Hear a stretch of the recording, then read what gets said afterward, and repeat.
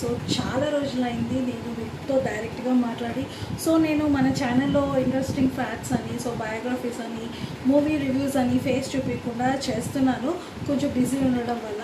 So ఏంటంటే ఈరోజు ఒక హ్యాపీ న్యూస్ కూడా చెప్పాలనుకున్నా, ఒక సాడ్ కూడా జరిగింది, అది కూడా చెప్తాను క్లియర్గా ఏం జరిగింది అనేది.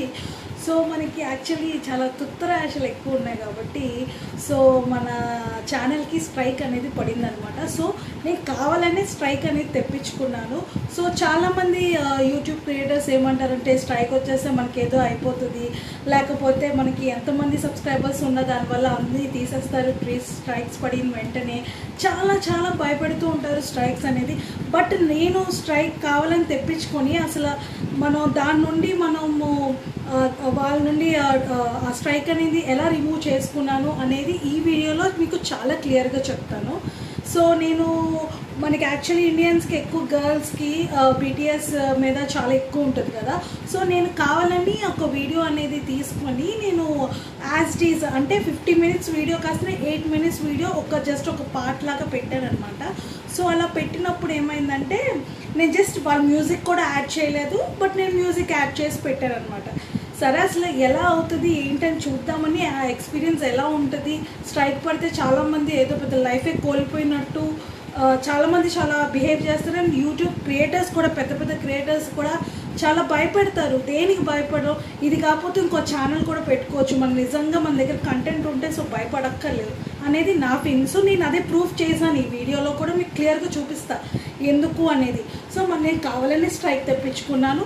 There is no issue. ఒకసారి స్ట్రైక్ రావడం మనకి ఏది అయిపోదు, ఎందుకంటే అది కూడా ఒకసారి ఎక్స్పీరియన్స్ చేయాలి మనం. సో ఏమైందంటే నేను బీటీఎస్ది వీడియో ఒకటి తీసుకొని సో 8 minutes వీడియో అనేది పెట్టాను. నాకు ఫస్ట్ ఒక 10 hours దాకా రెస్పాన్స్ బాగానే వచ్చింది, చూస్తారు కదా జనరల్లీ మంచిగానే వ్యూస్ వచ్చినాయి. వ్యూస్ వచ్చిన తర్వాత నాకు మెయిల్ అనేది వచ్చింది, ఇలాగ కాపీరైట్ స్ట్రైక్ అనేది పడింది అనేసి వచ్చింది అనమాట. సో నిజంగానే వచ్చిందా లేకపోతే ఏంటని చూసుకుంటే మెయిల్ వచ్చింది. సో మెయిల్ తర్వాత చూసుకున్నాను అనమాట ఆ డీటెయిల్స్. సో వాళ్ళ కొరియన్ ఎవరైతే ఉన్నారో ఆ పర్సనే నాకు మెయిల్ చేయడం జరిగిందనమాట.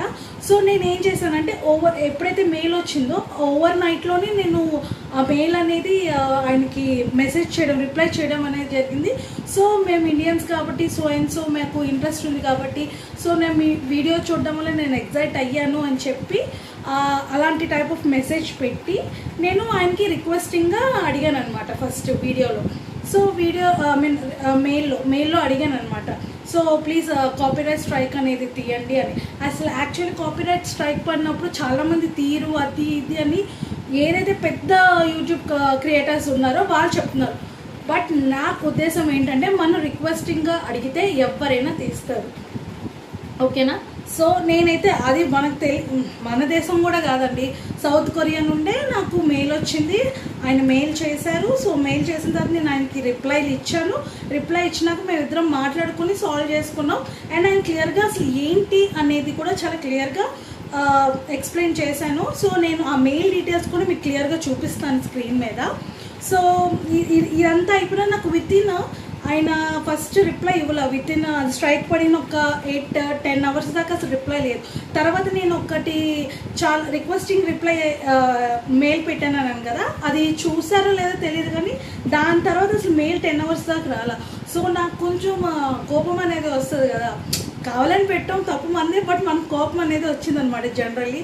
సో వచ్చి నేను మళ్ళీ ఇంకోటి మీరు ఇంత యాటిట్యూడ్ చూపించడం పనికిరాదు అని ఇంగ్లీష్లో పెట్టడం, రిక్వెస్టింగ్ కదా కొంచెం రిక్వెస్టింగ్ వేనే, బట్ కొంచెం కోపంగా కూడా అనిపించింది. వాళ్ళు అట్లీస్ట్ యాక్సెప్ట్ చేయాలి కదా, నిజంగానే ఇంట్రెస్టింగ్గా ఉంది కాబట్టి తీసుకున్నారనే ఫీలింగ్ వాళ్ళు కలగాలి కదా. సో అది రాలేదు ఏంటి అనేది నాకు కోపం వచ్చింది. సో నేను రివర్స్లో పెట్టిన వెంటనే మీరు నమ్మరు, వితిన్ 3 minutesలో ఆయన మెయిల్ రిప్లై చేసి కాపీరైట్ స్ట్రైక్ కూడా తీశారు.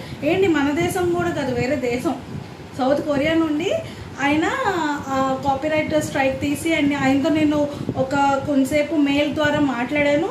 సో ఆయన ఏమన్నానంటే ఇండియన్స్ కూడా ఇష్టపడుతున్నారు, మేము చూస్తూ ఉంటున్నాం, సో ఇట్స్ ఓకే, ఏంటంటే కొంచెం జాగ్రత్త పడండి, ఇలా కాపీరైట్స్ పడుతూ ఉంటాయి కదా చూసుకోండి అంటే నేను ఆయన క్లియర్గా చెప్పాను, నేను కావాలని చేశాను. So I want to experience strike అనేది కూడా చెప్పాను ఆయనకి. సో ఇలా చెప్పిన తర్వాత అంతా సాల్వ్ అయిపోయింది. నాకు విత్ ఇన్ 12 అవర్స్లోనే ఆ స్ట్రైక్ తీసేయడం కూడా అయ్యింది. సో నా ఛానల్ అంతా నార్మల్గా ఉంది. సో యూట్యూబ్ క్రియేటర్స్ పెద్ద పెద్ద వాళ్ళు ఎవరైతే ఉన్నారో సో యూట్యూబ్ వాళ్ళు ఏమంటున్నారు, సో స్ట్రైక్ పడితే మనకి వ్యూస్ కనిపించవు, లేకపోతే మనకి మానిటైజేషన్ అయింది కాబట్టి మనకి మనీ కూడా జనరేట్ అవ్వవు. ఇవన్నీ నిజంగా అవన్నీ జరుగుతాయా, లేకపోతే వాళ్ళకి ఎవరికైనా చెప్పారో, లేకపోతే ఎవరైనా అదర్ పర్సన్స్ ఎక్స్పీరియన్స్ చేసి వీళ్ళు చెప్పారో అనేది మనకు తెలియదు. సో ఇదైతే నా ఓన్ ఎక్స్పీరియన్స్ అనేది ఈ వీడియోలో మీకు చూపిస్తున్నాను. ఎందుకంటే మన ఇండియాలో ఇండియన్ పర్సన్స్ కాదు, వేరే అదర్ కంట్రీ పర్సన్స్తో నేను చాట్ చేసి డీల్ చేసుకుని ఏదైనా రిక్వెస్టింగ్ మోడ్లో అనేది నేను పెట్టాను అనమాట. సో ఇంకో విషయం ఏంటంటే, స్ట్రైక్ వచ్చిన వెంటనే మీరు పెద్ద టెన్షన్ పడకండి. ఫస్ట్ ఒక మెయిల్ వస్తుంది కాబట్టి మనం అన్వాంటెడ్గా ఏమీ చేయం, కానీ నేనైతే వాంటెడ్గానే చేశాను అనమాట. సో నాకు ఆడియన్స్కి ఒకసారి చూపించాలి, నిజంగా స్ట్రైక్ పడితే నిజంగా జనాలు ఎందుకు అంత టెన్షన్ పడిపోతారు. సో నాకు తక్కువ సబ్స్క్రైబర్స్ అవ్వండి, ఐ డోంట్ కేర్. ఎందుకంటే నా ఛానల్ అనేది ఒక మిక్స్డ్ కంటెంట్. అండ్ ఇంకో విషయం కూడా చెప్తున్నా, చాలామంది యూట్యూబర్ క్రియేటర్స్ పెద్దవాళ్ళు, నేను అదే అన్నా, పెద్ద పెద్ద వాళ్ళు ఏమంటున్నారంటే, సో వాళ్ళు ఏమంటున్నారంటే ఏదైతే మిక్స్డ్ కంటెంట్ ఉందో అంతగా రాదు, మానిటైజేషన్ త్వరగా అవ్వదు, త్వరగా రీచ్ అవ్వదు, ఇలాంటివి ఏమి జరగమండి. సో మన దగ్గర కంటెంట్ అనేది ఉంటే మనకి ఏది అనిపిస్తుంటే అది పెడితే యూట్యూబ్లో రన్ అయ్యే టైంలోనే రన్ అవుతుంది.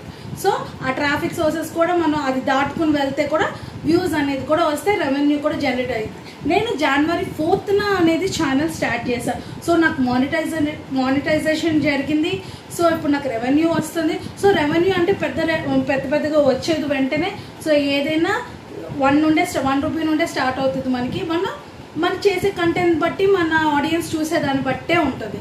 ఓకేనా? సో మీరు ఏదో స్ట్రైక్ పడిపోయింది, అమ్మో అసలు ఎలా అనుకోకండి. ఏదైనా కాస్త నెమ్మదిగా ఆలోచించుకొని అసలు నెక్స్ట్ స్టెప్ ఏం చేయాలి. ఒకవేళ వాళ్ళు ఒప్పుకోలేదు, మళ్ళీ ఇంకోసారి మెయిల్ పెట్టండి. మెయిల్ పెడితే వాళ్ళు అట్లీస్ట్ ఓకే వీళ్ళు కావాలని పెట్టలేదు, సో నా పలానా ఎక్స్పీరియన్స్ కోసం పెట్టారు. సో ఏంటంటే మనకి యూట్యూబ్ మనకి యాక్చువల్లీ ఫస్ట్ వార్నింగ్ అనేది కూడా ఇస్తుంది. కాపీరైట్ మ్యూజిక్స్ ఏమైనా పెట్టినప్పుడు, సో మీరు పలానా మ్యూజిక్ పెట్టారు, సో ఇది కాపీరైట్ కాదు, స్ట్రైక్ కూడా కాదు, సో మీరు ఇది జాగ్రత్త పడని అని కూడా చెప్తారు. సో నాకు అది ఎక్స్పీరియన్స్ అయ్యాను, అండ్ ఇది కూడా స్ట్రైక్ కూడా ఎక్స్పీరియన్స్ అయ్యాను. సో మన ఛానల్ అనేది ఏది అయిపోదండి. సో ఏంటంటే స్ట్రైక్ పడినప్పుడు ఏ కంగారు పడకండి, ఆల్రెడీ రిక్వెస్ట్ మోడ్లో అడగండి. వాళ్ళు నిజంగా డీల్ చేసుకునే విధానం మనం డీల్ చేస్తే మాట్లాడవచ్చు. సో ఇంకోటి ఏంటంటే, ఎవరికైనా కొంచెం నిజంగా ఇబ్బందిగా ఉంది, నిజంగా స్ట్రైక్ పడింది, మాట్లాడలేకపోతున్నారు అని అనుకుంటే నాకు మెయిల్ అడ్రస్ ఆల్రెడీ మన డిస్క్రిప్షన్లో ఉంటుంది. మన డిస్క్రిప్షన్లో త్రూ మెయిల్ నాకు పెడితే నేనైనా రిక్వెస్టింగ్గా మాట్లాడతాను. ఎందుకంటే కొంచెం అదర్ కంట్రీస్ వాళ్ళకి ఇంగ్లీష్లో మాట్లాడటం అనేది కొంచెం కష్టం మన వాళ్ళకి. సో మీకు అలా మాట్లాడడం రాదు అంటే నాకు మెయిల్ చేయండి, నేనైనా డీల్ చేస్తాను. సో దట్ మీకు ఈజీ అవుతుంది. సో మీరు అనుకోవచ్చు, మీకు 3000+ సబ్స్క్రైబర్సే ఉన్నారు కదా, మీకు ఇవన్నీ చేయడం ఎందుకు, రేపు ఫ్యూచర్లో ఇంకా స్ట్రైక్స్ రావచ్చు కదా. వస్తాయి, డెఫినెట్గా స్ట్రైక్స్ వస్తాయి. సో స్ట్రైక్స్ వచ్చేలాగా చేస్తాను. సో ఈ ఛానల్ కాకపోతే ఇంకో ఛానల్ పెట్టుకోవచ్చు, దేర్ ఇస్ నో ఇష్యూ. మన దగ్గర కంటెంట్ ఉన్నన్ని రోజులు మనం ఏదైనా చేయొచ్చు. సో మనం ఎందుకంటే కాపీ చేయడంలో తప్పు లేదు, బట్ ఒక లిమిట్ అనేది ఉంటుందని యూట్యూబ్ రూల్స్ అనమాట.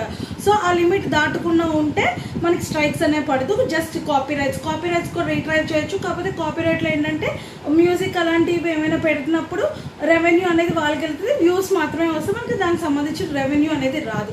స్ట్రైక్ పడితే ఏకంగా మనది వ్యూస్ రావు, మానిటైజేషన్ రెవెన్యూ ఏదైతే ఉందో అదంతా పోద్ది. అసలు మీకు ఈవెన్ సర్చ్ సెకండ్ స్ట్రైక్ వచ్చేసి ఏమో సర్చ్లో కూడా మన ఛానల్ అనేది కనిపించదు. సో ఈ టాక్స్ అన్నీ వచ్చినాయి. బట్ నేను ఎక్స్పీరియన్స్ చేసిన ఫస్ట్ స్ట్రైక్ మాత్రం మీకు క్లియర్గా చెప్తున్నాను. సో నేను వాంటెడ్గానే చేశాను.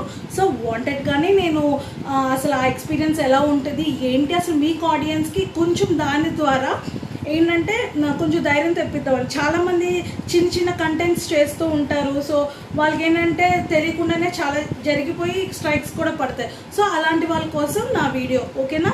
సో ఏమైనా డౌట్స్ ఉంటే కొంచెం నాకు ఈవెన్ మెయిల్ చేయండి, సో నేను క్లియర్ చేస్తాను మీకు. అండ్ మీకు ఈ వీడియో నచ్చినట్లయితే so like, share and subscribe చేయండి. సో నేను నెక్స్ట్ వీడియో చేసేది మాత్రం టెలిగ్రామ్లో చాలా స్కామ్స్ జరుగుతున్నాయి, అది చాలా డీటెయిల్డ్గా విత్ ప్రూఫ్స్తో నేను మీ ముందుకు వస్తాను త్వరలో. So thank you and encourage చేస్తూ ఉండండి.